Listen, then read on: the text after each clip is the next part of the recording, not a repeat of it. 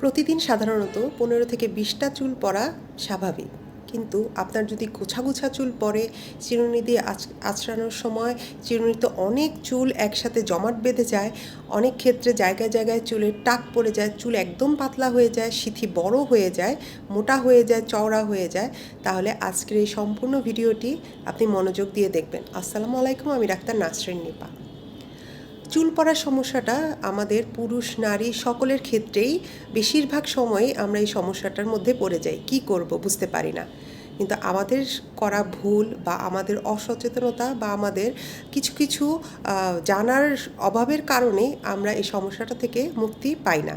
তো আজকে সব কিছু নিয়ে বিস্তারিত বলবো, এক এক করে জেনে নিন এবং আপনি কী কী পদ্ধতি অবলম্বন করছেন বা কী কী ভুল করছেন শুধরে নিন। প্রথমে বলবো চুলের কিছু যত্ন নিয়ে। প্রথমত আমাদের প্রতিবার চুল ব্যবহারের পর কন্ডিশনার ব্যবহার করতে হবে। আমাদের চুলের গোড়া থেকে সাধারণত তেল ব্যবহার বের হয়ে সেই গোড়াটা মজবুত রাখে। শ্যাম্পু ব্যবহারের পরে এই তেলটা ধুয়ে যায়, তো এই তেলটাকে ফিরিয়ে আনতে আমাদের চুলে শ্যাম্পু করার পরে কন্ডিশনার ব্যবহার করতে হবে, যাতে চুলের ভিতর থেকে আবার তেল বের হয়ে এবং গোড়াটা শক্ত এবং মজবুত রাখে। দ্বিতীয়ত, চুল ভেজা অবস্থায় কখনো আঁচড়ানো যাবে না। চুল শুকিয়ে তারপরে আঁচড়াতে হবে এবং মোটা চওড়া ডালের চিরুনি দিয়ে আঁচড়ালে ভালো হবে। এরপরে আমরা ড্রায়ার ইউজ করি অনেকে। ড্রায়ারটা ইউজ না করাই ভালো। তারপরও যদি ব্যবহার একান্তই করতে হয় তাহলে সপ্তাহে একবার আপনি ব্যবহার করতে পারেন এবং খুব লো হিটে খুব অল্প সময়ের জন্য চুল ড্রায়ার ব্যবহার করে চুলটা শুকিয়ে নেবেন, কিন্তু বাতাসে চুল শুকানোটাই ভালো। চুল ধোয়ার পরই ঘষে ঘষে টাওয়েল বা গামছা দিয়ে চুল মুছতে যাবেন না। ঘষলে চুলের গোড়াটা তখন নরম থাকে এবং চুলটা গোড়া থেকে সরে যায়। এক্ষেত্রে চেপে চেপে চুলের পানিটা মুছে নেবেন। এবং লাস্ট, চুলটা কখনোই খুব টাইট করে বাঁধবেন না। টাইট করে বাঁধলে চুলের গোড়ায় টান লাগে, এটাকে ট্র্যাকশন অ্যালোপেশিয়া বলে। সেক্ষেত্রে অনেক ক্ষেত্রেই চুলের গোড়া হালকা হয়ে যায় এবং পরবর্তী সময়ে চুল পড়ার সম্ভাবনা থাকে। এবার অ্যাজ ইউজুয়াল আমি সব ভিডিওতে লাইফস্টাইলের কথা বলি এবং লাইফস্টাইলের প্রথম পয়েন্টটাই থাকে খাবার নিয়ে। আজকেও শুরু করব খাবার নিয়ে। কি কি খাবার, কি কি প্রোটিন, কি কি ভিটামিন, কি কি উপাদান আপনার চুলের জন্য উপকারী, এগুলো অবশ্যই আপনার দৈনন্দিন খাদ্য তালিকায় রাখার চেষ্টা করবেন। আমাদের চুলটা প্রধানত প্রোটিন দিয়ে তৈরি, সো প্রোটিন সাপ্লিমেন্ট আমাদের অবশ্যই দিতে হবে। আর প্রোটিন, ভিটামিন এই জিনিসগুলো খাবার থেকে আমাদের শরীরে প্রবেশ করলে যতটা উপকারী হবে, আমাদের সাপ্লিমেন্ট খাওয়ার থেকে এটা 1000 গুণ বেটার। সো আমরা চেষ্টা করব খাবার থেকেই এই সাপ্লিমেন্টগুলো নেয়ার। খাবারের আমি একদম শর্ট একটা তালিকা বলে দিচ্ছি, আপনারা কি কি খাবার প্রতিদিনের খাদ্য তালিকায় রাখবেন। প্রথমত, ডিম মাস্ট। এ থেকে আপনি প্রোটিন সাপ্লিমেন্ট পাবেন, এছাড়াও বায়োটিন, সেলেনিয়াম এই উপাদানগুলো পাবেন। এটা আপনার চুলের জন্য খুবই উপকারী, এটা চুলের গোড়া মজবুত করবে এবং চুল গজাতে সাহায্য করবে। এরপরে বাদামে আছে ওমেগা 6 ফ্যাটি অ্যাসিড। কাজু বাদাম, পেস্তা বাদাম, চীনা বাদাম, যে ধরনের বাদাম আছে সব কিছুই আপনার জন্য উপকারী, তবে পরিমাণে অনেক বেশি না, তাহলে আপনার ওজন বেড়ে যেতে পারে। খুব অল্প পরিমাণের প্রতিদিনের খাদ্য তালিকায় কিছুটা রাখলে আপনি এটা থেকে উপকার পাবেন।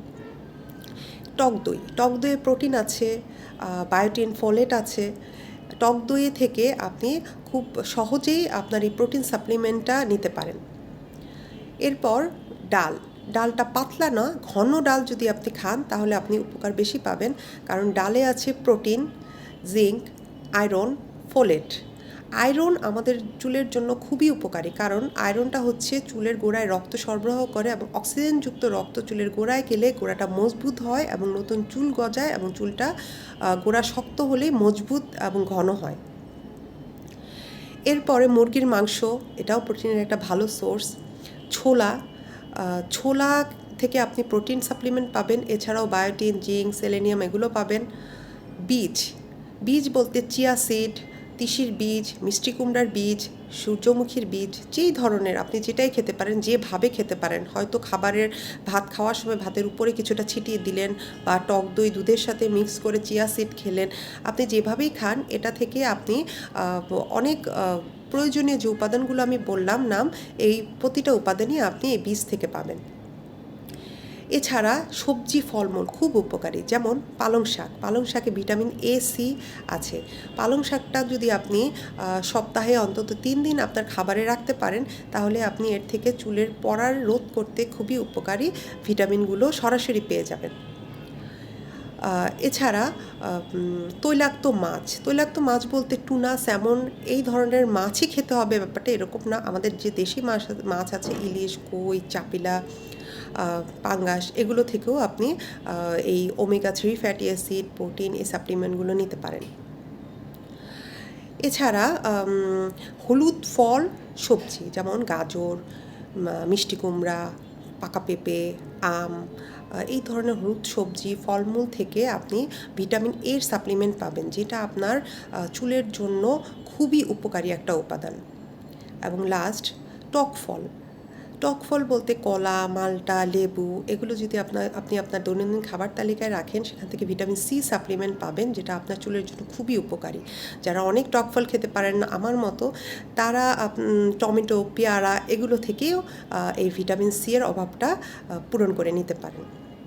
এই খাদ্যাভ্যাসগুলো যদি আপনি আপনার ডেইলি লাইফে চেঞ্জ আনেন, আপনার এই উপাদানগুলো মেনটেন করতে পারেন, তাহলে আপনি অনেকাংশেই চুল পড়া থেকে সমাধান পাবেন। এরপরে বলবো তেলের বিষয়ে। তেল বলতে গবেষণায় দেখা গেছে বেশিরভাগ ক্ষেত্রেই পামকিন অয়েল বা কদুর তেলটা আমাদের চুল পড়া রোধে খুবই উপকারী। সো আপনারা যে কোনো একটা ভালো ব্র্যান্ডের কদুর তেল ব্যবহার করতে পারেন চুলে।